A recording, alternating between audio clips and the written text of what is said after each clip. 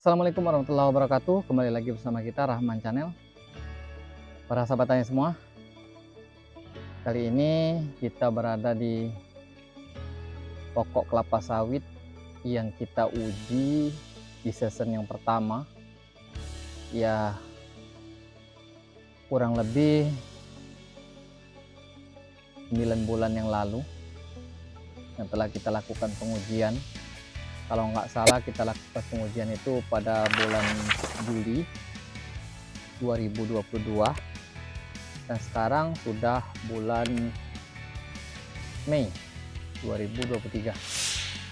Jadi kurang lebih hampir 1 tahun kita melakukan pengujian tersebut. Dan sekarang para sahabat tani semua, nanti akan kita perlihatkan di season yang terakhir ini. Mungkin ini adalah part yang terakhir hasil dari pengujian kita yang kita telah menguji menggunakan pupuk Pilus Rolilis dan pupuk NPK, dan sekarang kita telah mendapatkan hasil kesimpulan dari hasil uji coba tersebut. Yang pertama, para sahabat semua, kita akan membahas tentang pupuk NPK terlebih dahulu. Pupuk NPK, para sahabat semua, NPK mempunyai unsur hara yang cukup, yang lengkap, N, P, dan K yang dibutuhkan oleh kelapa sawit, unsur hara makro,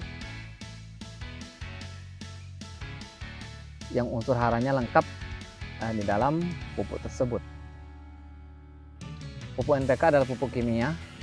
Tentu pupuk kimia ini jikalau kita aplikasikan pada pokok kelapa sawit, tentu reaksinya begitu cepat.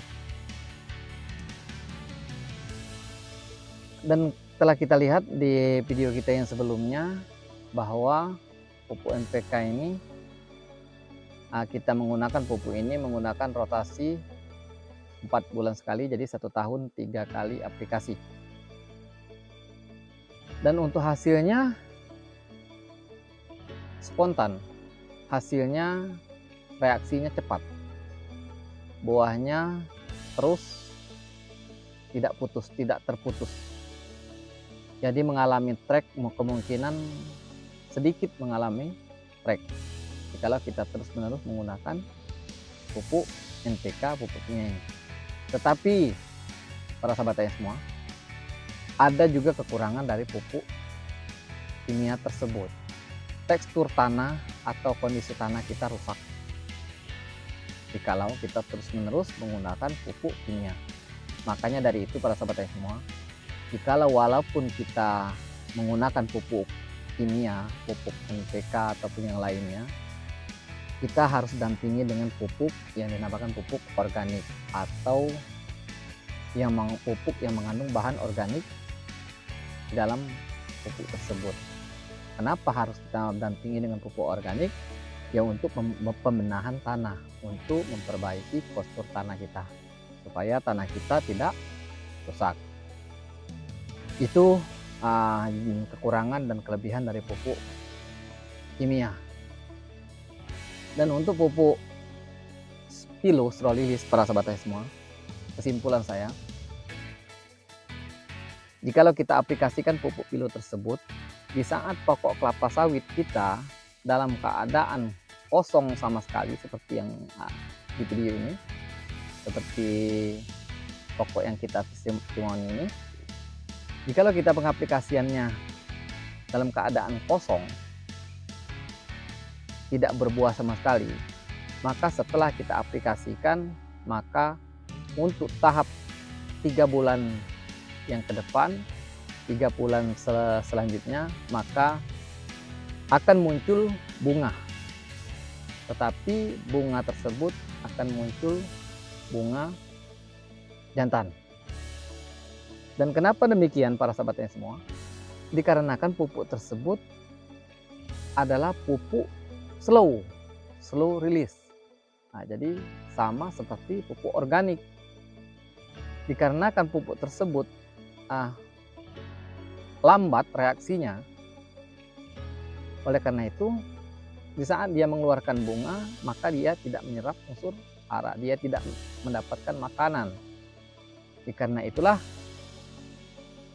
pokok tersebut bisa menjadi keluar bunga jantan. Tetapi untuk yang selanjutnya, setelah bunga jantan tersebut dan pupuk pilu itu mulai bereaksi, nanti untuk tahap yang keduanya di 6 bulan yang kedepannya keluarlah bunga betina dan akan menghasilkan buah. Tetapi jikalau seandainya pupuk pilu Strolius ini kita aplikasikan di pokok kelapa sawit kita yang buahnya masih muter, masih banyak, maka reaksi dari pupuk ini ialah buah yang masih muter tersebut nanti akan cepat matangnya. Ya wajar kalau banyak orang-orang yang berkata setelah 1 bulan pakai pupuk Pilostrolilis maka hasilnya akan meningkat, buahnya akan berat, bersih, dan lain sebagainya. Ini itu yang disampaikan mereka. Ya betul, memang betul. Dikarenakan pupuk ini cepat untuk mematangkan buah. Saya perhatikan, cepat untuk mematangkan buah. Dan setelah buah itu habis, maka dia tidak akan keluar bunga jantan. Dikarenakan reaksi pupuk tersebut sudah diserap oleh pokok kelapa sawit kita. Itu yang saya alami setelah testimoni ini para sahabat tani semua. Dan untuk yang tahun-tahun yang selanjutnya, maka pokok tersebut yang menggunakan pilot tersebut nanti akan kembali normal seperti pupuk NPK. Tapi para sahabat tani semua, saran saya begini. Jikalau para sahabat tani semua ingin menggunakan pupuk pilu ini bagus. Saya akui bagus. Lebih hemat, lebih gampang, lebih simpel. Tetapi kalau untuk tahap awalnya para sahabat tani semua, sebaiknya para sahabat tani semua jangan lepaskan dulu pupuk kimia. Jangan kita langsung beralih ke pupuk pilu tersebut. Dikarenakan ya tadi, pupuk pilu tersebut seperti itu reaksinya. Jadi setidaknya kita tetap untuk satu rotasi yang pertama, kita tetap gunakan pupuk kimia. Dan setelah rotasi yang kedua, kita kurangi pupuk kimia, kita hilangkan pupuk kimia 50%. Jadi seandainya 1 kilo kita ganti menjadi setengah kilo. Kita tambahkan dengan pupuk kilo. Dan setelah rotasi yang ketiga, jikalau kita menggunakan 1 tahun 3 kali rotasi, maka untuk tahap yang ketiganya, pemupukan yang ketiganya, kita tinggalkan pupuk kimia. Kita gunakan pupuk kilo saja. Itu para sahabat semua.